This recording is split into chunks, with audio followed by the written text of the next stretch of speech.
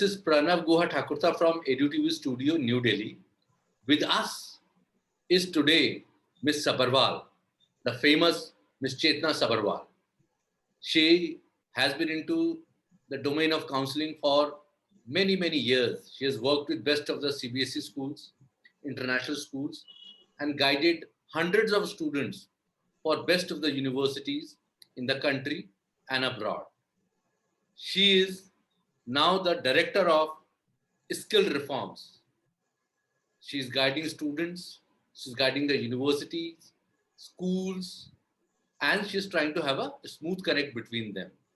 Ma'am, as the examinations are cancelled in CBSE, the students will get their results, I think, within time only, but they are very much worried about the assessment, what kind of marks they will get. And otherwise also, ma'am, in India only, we have different universities having different criteria for admissions, even the colleges. Sure. Like Delhi University, Mumbai University, they take admissions on the basis of the marks, merit, cut-off lists are there. Then prestigious colleges like IIT, medical colleges, NID, NIFT, they have their own entrance examinations. Other colleges, they take entrance combinedly with other institutions. Then many states have their own examinations for engineering or MBA. And as you have done a lot of work with a lot of universities abroad, out here the criteria is quite different. They check out with LOR, they check out with internships, then their community services, then the holistic personality, definitely marks also. So ma'am, what I request you, Ms. Chetna Sabharwal, if you can advise the universities to make a smooth process for the transition from schools to universities. Yeah, hi, thank you, Pranav, first of all, for inviting me here and calling me famous. But yeah, it's just, I'm one of the experts, I would say that those who are working in this field, and there are many in the field who have their opinions on this particular thing. Based on my experience, I'll talk one by one about, let's talk about first the universities in India and how the admission processes, I mean, they have become flexible about it.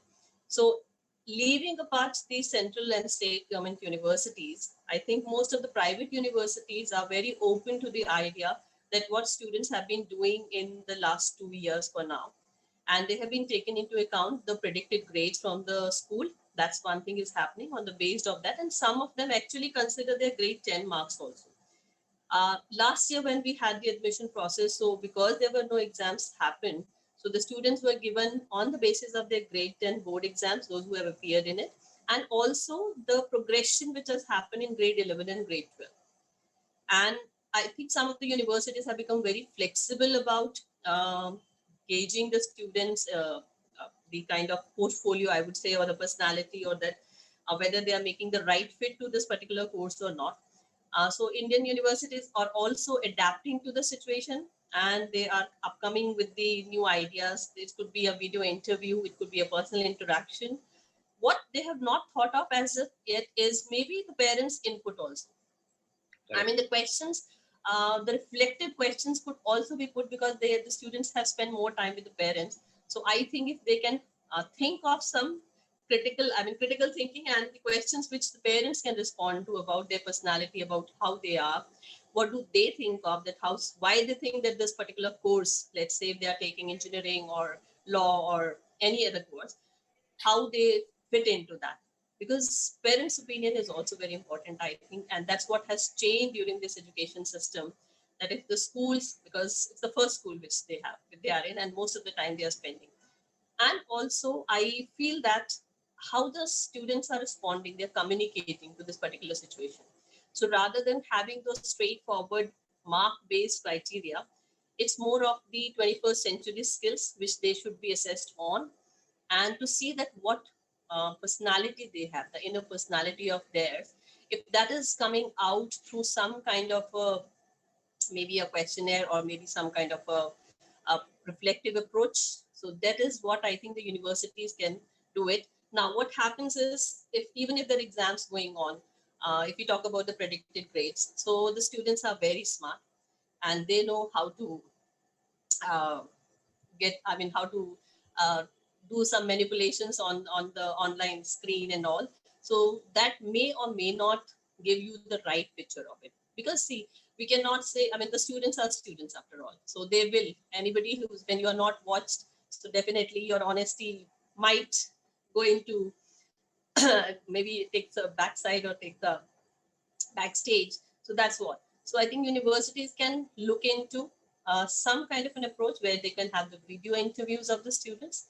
And I feel that this could be, the questions will not be like you have to prepare, you have prepared them. It's something that they can have the question, because spontaneity of the students could be gauged, that okay, how they are thinking, because you can, again, if you give them these certain questions, so they can always prepare that. Some of them can actually cram it also. So I think if they are looking for if they have certain criteria to be fulfilled, that okay, how to gauge the student, so that would be the best way to do it. After taking the assessment from the schools or whatever, and making a bouquet of the assessments, basically it should not be just one criteria, it should be multiple criterias, and a little flexibility around it. So I'd say that if suppose a student is not a very good speaker, but he can write well, so that also should be taken care of. That okay, you need to have the differentiated learning in the universities or in the colleges, and that's what we are preparing our students for. So that's one thing, and I think most of the universities are becoming very creative about that part. Now, second is about the universities abroad. I feel that they have already become very flexible. There are many of the universities in US where they have become SAT optional or ACT optional. That's one thing. Then, of course, they are looking into the uh, content, that okay, if the students are not able to appear for their English proficiency test also, so they do have certain criteria about that also, that how they can be. Now, it's the parents who have to decide. It's the universities, that how they communicate, the student communicate with the universities. And if there are certain, and I feel, I've been talking to the university reps all over the world for different countries, and they say that okay, if this is not, and India is a big market for them. That definitely we can say that Asia also is a big market for them. So they would not like to lose students, but yes, they would like to filter it also, so that they make a right fit. So, and like Harvard has already started, I think long time back, with the 1 minute interview, where you can't prepare yourself. It's just that you have to, they will throw the question on you, and then you have to answer that in a minute, and you can't actually move away from the screen.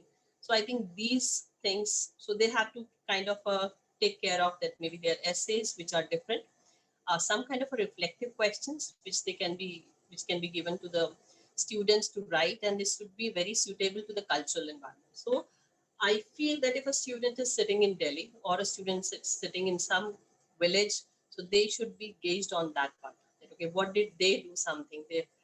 Done the community services? What is their opinion? Because I feel also that during this particular time, it's the affiliations which students are trying to built in for themselves that matters, and that's where you will get a very critical opinion or critical uh, idea about the students, that how they are thinking, what they are thinking, and how will they be able to make the right fit for the universities. So that is what my take on these two parts would be for Indian universities and universities abroad. Chetna, I think you explained it in very nice way. That supports also that you had been doing this profession from a very long time. So, and you Right. know everything. You have given the idea of Harvard also. I think students would be very happy to hear it.